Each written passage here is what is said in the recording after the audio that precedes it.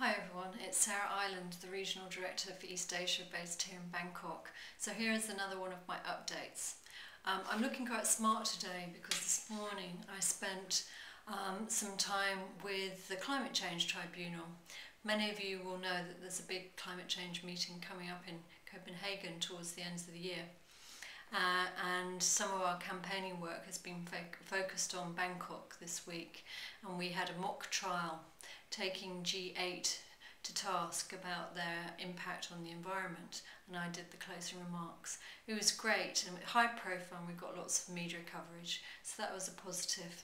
But there was lots of talk about what was happening in the Philippines and Indonesia and whether that was the effects of climate change, so that's an interesting debate. So what's been happening? Well, I was talking to both our emergency response managers earlier today, and the staff morale is good because they're getting stuff out there to people who need it.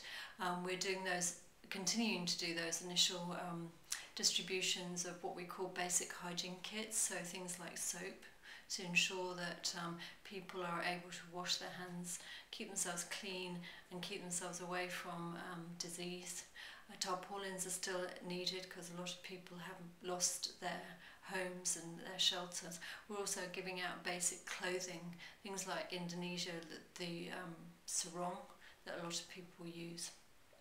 We're also facing some challenges of the next kind of part of our response. So in the Philippines, trying to look at where we can source things like new latrines, because the government bought up a lot of the existing stock and we're now having to source from outside the Philippines.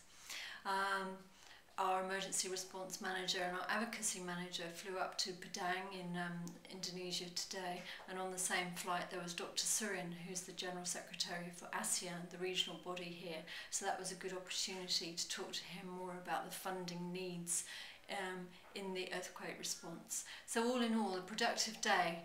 Busy but productive.